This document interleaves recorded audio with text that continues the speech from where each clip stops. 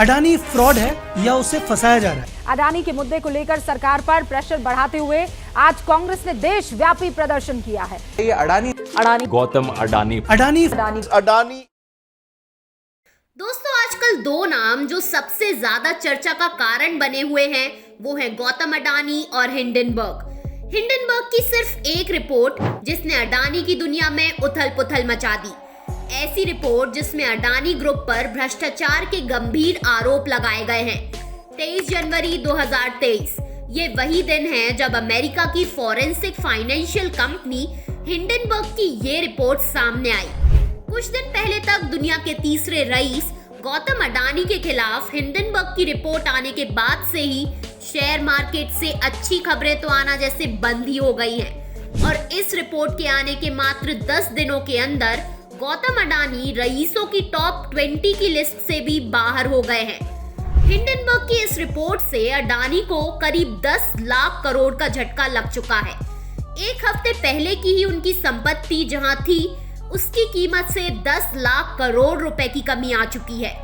तो आखिर कौन है इस हिंडनबर्ग की रिपोर्ट के पीछे जिसने अडानी को इस भारी नुकसान में डाल दिया है? सबसे पहले तो हिंडनबर्ग नाम आया कहां से ये जान लेते हैं।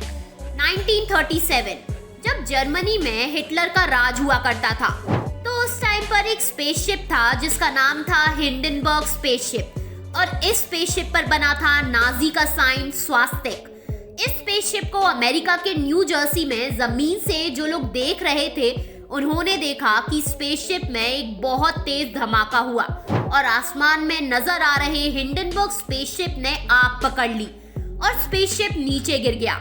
लोगों की चीखें सुनाई देने लगी। 30 सेकंड से भी कम टाइम में सब कुछ तबाह हो गया। कुछ लोगों को ही इस हादसे में बचाया जा सका। इस स्पेसशिप में 16 हाइड्रोजन गैस के गुब्बारे थे और 100 लोगों को जबरदस्ती इसमें बैठा दिया गया था, जिसमें से 35 लोगों की जान चली गई थी।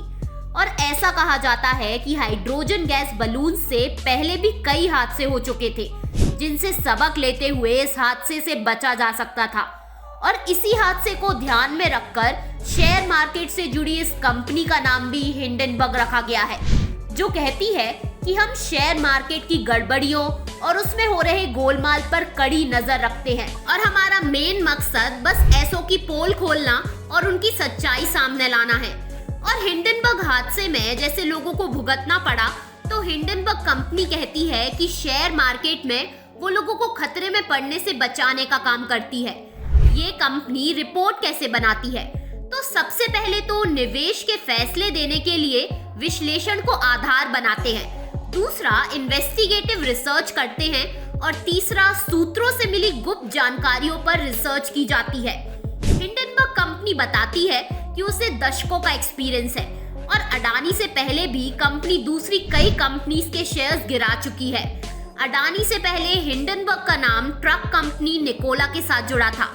गौतम अडानी ने हिंडनबर्ग के लगाए हुए सारे आरोपों को अस्वीकार किया है और उनकी रिपोर्ट को बेबुनियाद बताया है।